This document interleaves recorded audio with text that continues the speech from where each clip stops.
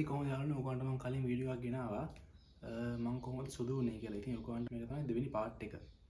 මේකත් මම කරගෙන යනවා බලන්න මම ඔයගොල්ලන්ට වීඩියෝස් ගේන්නේ කොටසින් කොටස ගේන්නේ. ඒතර ඔයගොල්ලන්ට පුළුවන් මේක හොඳට තේරුම් අරගෙන මුලින්ම මම කරන්නේ ඒ කියන්නේ මම උදේ නැගිට ගමන් මම කරන්නේ අයිස් ප්‍රතිකාරය. මෙන්න මේක. මෙන්න මේ විදිහට ස්කැඩයක් අරගෙන මෙන්න මේ වගේ තමයි මම කරන්නේ. මේ ඔයගොල්ලන්ට පෙන්නන්න. කියලා පෙන්නන්න කොහොමද මේක කරගන්නේ කියලා.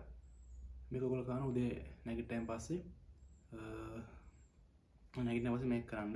හැබැයි ඔයගොල්ලෝ මේක කරන එක හැබැයි ඔයගොල්ලෝ මතක ඇතුව මේක හැම වෙලාවෙම කරන්න බෑ. ඒ කියන්නේ මේක කරන් පස්සේ ඔයගොල්ලන්ගේ මූණ ගොඩක් සුදු වෙනවා. මූණේ ග්ලාස් ලුක් එකක් එනවා ඔයගොල්ලන්ගේ. ඒක නිසා ඔයගොල්ලෝ මේක හැම වෙලාවෙම කරන්න එපා. කරොත් එහෙම වෙන්නේ ඔයගොල්ලන්ගේ මූණ තියෙන මූණේ සෛල මැරෙන්න පුළුවන්. මැරුණොත් එහෙම ඔයාගේ හැම පාතරම මේ කඩ වැටෙන්න පුළුවන්. ඒකින්ද මේක දවසට එකපාරක් කරන්න හැම වෙලාවෙම කරන්න එපා. කරොත් එහෙම ඔයගොල්ලන්ගේ මේ මූණේ හැම විදිහේ සෛල ඔක්කොම සවුත් වෙලා මැරිලා මේ හැම නිකම්ම කඩ වැටෙන්න පුළුවන්. ඒතර ඔයගොල්ලන් ඒක කරන්න දෙයක් නැති වෙනවා. ඒකින්ද මේක දවසට එකපාරක් නෙවෙයි උදේට කරන්න. ලැබෙන කොහොමද කරන්න කියලා බලන්න.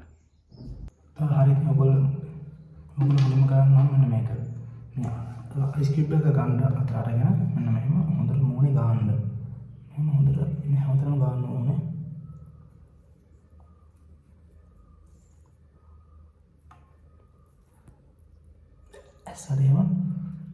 ඇස්සටම කලවල තියෙනවා අනිවාර්යෙන් ගන්න. ඒ කියන්නේ චොට්ටක් පුරන ටිකකම තියාගෙන ඉන්න ඇස් වටේ. එතකොට හොඳයි. ඔයගොල්ලෝ බලනවාදී මෙන්න මෙහෙම හොඳට මොන ගන්න ඕන මේක. මේකෙන් හොඳට මොන මසස් කරන්න. හොඳට මසස් කරනවා. මේ වගේ ස්ටෙප්ස් දෙක තුනකින් කරන්න. ඒ කියන්නේ එකක් දෙවෙනි තව කරගෙන ඔහොම ගන්න හොඳට කරන්න. හොඳට මූණ මසස් කරන්න අයිස් වලින්. දැන් මේක මසස් තියාගෙන දවසට එකපාරක් විතරක් කරන්න. වැඩියෙන් කරන්න යනකොට සීමා ඉක්මනට ඔයගොල්ලෝ හැම සෛල මැරිලා ඔයගොල්ලෝ හැම එල්ලා වැටේ. ඒකින්ද ඒක මතක තියාගන්න. දවසට එකපාරක් විතරක් කරන්න ඔයගොල්ලෝ මේක. මේක හැමදාම ඔයගොල්ලෝ කරන්න. ඒ කියන්නේ මේ හැමදාම කරනවා නම් මේකේ මේ මූණේ ග්ලාස් ලොක් එක තියෙනවා හැමදාම. එහෙම කරන්න ඔයගොල්ලෝ.